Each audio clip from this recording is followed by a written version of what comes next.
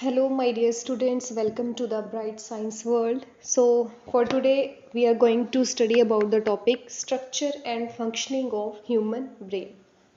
So, very interesting this topic is going to be. So, first of all, what is brain? We must know what is brain. Brain is the controlling center of our body. What is brain? Brain is the control center of the body, means whatever we are doing in our daily life activities like reading, writing, learning, walking, talking, even our heartbeat, breathing rate, each and every function of the body is controlled by our brain. That's why we are using we are defining the brain, that brain is the control center of the body, or we can say brain is the boss of our body. So uh, first of all, we will study about the protective layer of the brain. Around the brain a bony layer is present, that is called skull. Around the brain a bony layer is present, that is called skull, which protect the brain from the mechanical shock and mechanical jerk. So this is the bony layer, that is called skull. It is made up of bones, means around this layer this is meninges. Next is meninges, and another layer is three membranous layer, that is called meninges. These are the three layers, three meninges that protect the brain from mechanical shock and mechanical jerk or from any injury. These three layers we have drawn on the around the brain. These are called meninges, and in between these meninges fluid is present. In between these meninges a fluid is present in between these meninges here, and the name of the fluid is cerebrospinal fluid. This is known as cerebrospinal fluid. It is also responsible for the protection of brain from the mechanical shock and jerk. So I am repeating. First of all, brain is protected by a bony covering, that is known as skull. Then second, membranous layer is present, like these three lines we have drawn in this diagram, that is called meninges. Meninges and skull both are having protective function of the brain, because brain is a delicate organ, we can say soft and delicate organ. And then in between these meninges, here a fluid is present, that is called cerebrospinal fluid. Cerebrospinal fluid. So these are the basic main parts of the brain, and we have drawn, as we have drawn in the diagram. Let's take a look on these parts. First of all, cerebrum, here it is given. Cranium, that is also known as skull, made up of bones. It is a bony structure for the protection of brain. This area is known as midbrain. This is the cerebellum, and this is spinal cord, which originates from the medulla oblongata. Here it is medulla oblongata. I have forgot to draw this. This is medulla oblongata, and here it is medulla. Okay, we have labeled this medulla downside, medulla oblongata. Then this is pons. Next is pituitary gland, which is responsible for the growth of the body. How it is responsible? Pituitary gland secrete a growth hormone, which help in the growth of the body, and if this growth hormone is released in excess, then it will cause much height of the person. And if it is not secreted, growth hormone is not secreted from the pituitary gland properly, or it is secreted in less amount, then the height will remain short of that person. Next, this one part is hypothalamus, and this area is known as forebrain. This is known as forebrain, under which cerebrum and other parts are included. So in this cerebrum, there are four lobes. Cerebrum is having four lobes. This one, this one, and this one, and this one. There are four lobes of this forebrain, we can say. Here it is temporal lobe. This is temporal lobe. This one is frontal lobe, and this one is parietal lobe, and this one is occipital lobe. There are four lobes of forebrain, or we can say cerebrum. These are temporal lobe, frontal lobe, parietal lobe, and occipital lobe, and these are responsible for various functions of the brain.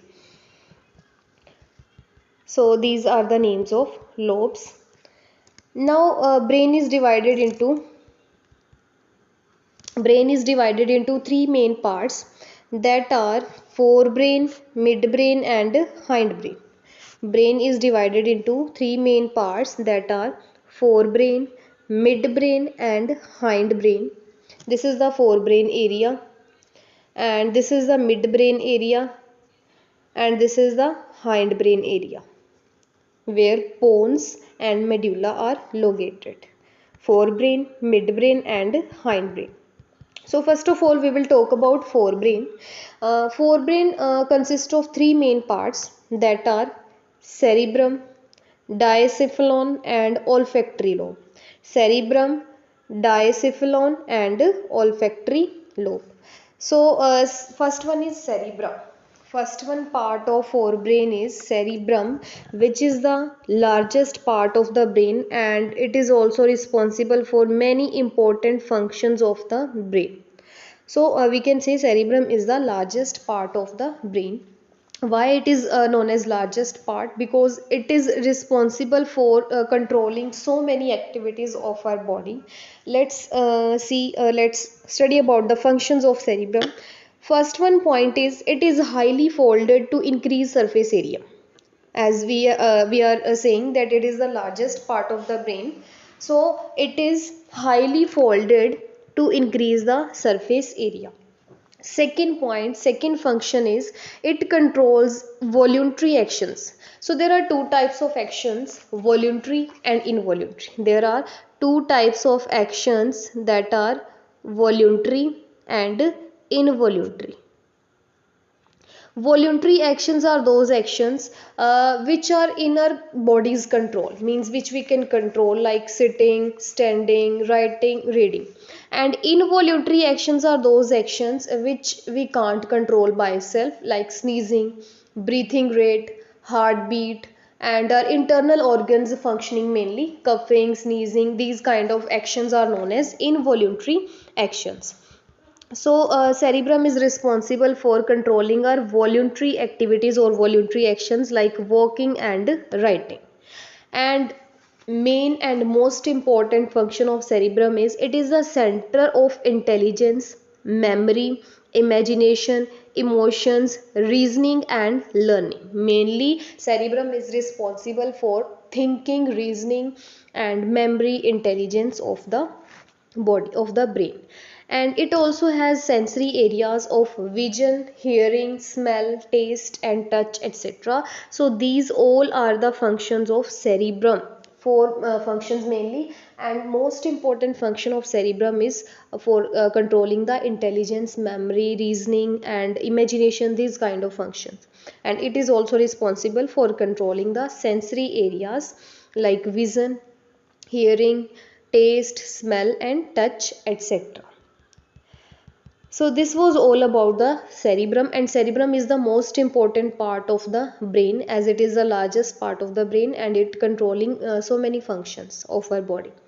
Next is, next part of forebrain is diencephalon. Next part of forebrain is diencephalon, that is divided into two parts, thalamus and hypothalamus. Diencephalon is the second part of forebrain, which is further divided into two parts, thalamus and hypothalamus. Thalamus, function of thalamus is, it relays sensory information to the cerebrum, means it is responsible for relaying means joining the sensory and motor neuron. Now what are sensory and motor neuron? When we are responding to any stimuli means any change in the environment conditions. Like take an example, which is very basic example. Whenever we touch any hot substance, whenever we touch any hot substance, like this is the hot vessel we can say, and by mistake our hand get touched by this hot substance, what we will do, what will be the response of our body for this? We will suddenly withdraw our hand, we will suddenly withdraw our hand back, as we felt pain because of that hot substance or hot vessel. So how do we feel that pain? So these message is sent to the brain, we will say message or nerve impulse. This nerve impulse is sent to the brain through sensory neuron or sensory nerves. Then brain will analyze the situation, that what happened, how to respond. So brain will analyze the situation, and there relay neuron join the sensory and motor neuron. Now motor neuron will bring back the nerve impulse or order from the brain for the action, which action or which response our body need to be do here. So suddenly we will withdraw our hand backside, and these kind of actions are known as reflex actions, and here sensory, motor and relay neuron are included. So thalamus relays sensory information to the cerebrum.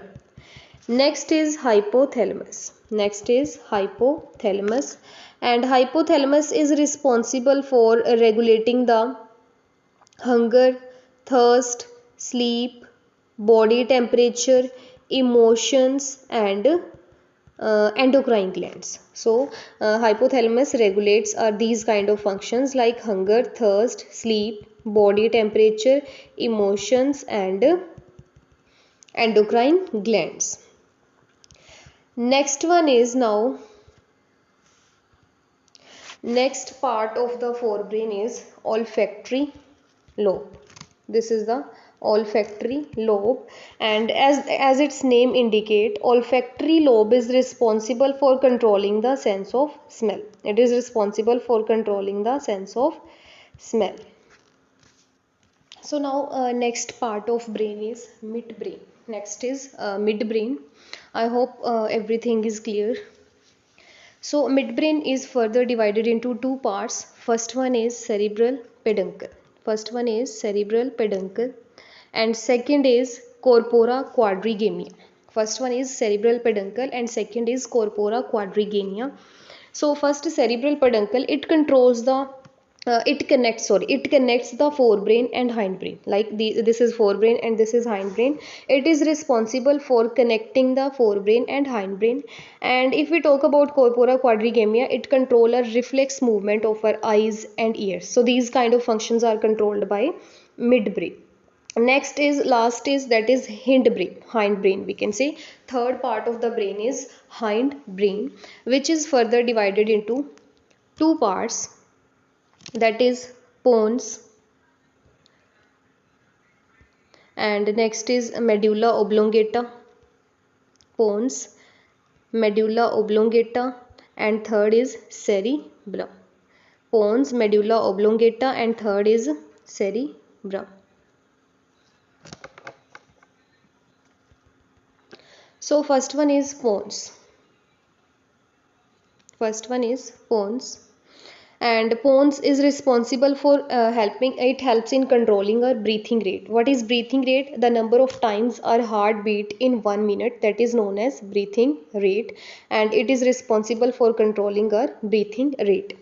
And next of a part of hindbrain is medulla oblongata. Medulla oblongata, what is the function of medulla oblongata? It controls the involuntary activities. As we have discussed before this topic, there are two kind of activities, voluntary and involuntary. Voluntary means which are under the control of our body, and involuntary activities means like which our body cannot control, which are not under our control, like blood pressure, heart rate, etc. So medulla oblongata control these kind of involuntary activities. And next part is cerebellum. Cerebrum is separate and cerebellum is separate. So this one is cerebellum. Cerebellum, bellum, B for bellum. You can use a trick to remind this, to learn or to memorize it. B bellum and B balance. B for bellum and B for balance. So cerebellum controls the balance and posture of the body. Cerebellum controls the balance and posture of the body. So this was all about the topic brain. I hope it is clear to all the students. A diagram of brain is very important. So thank you.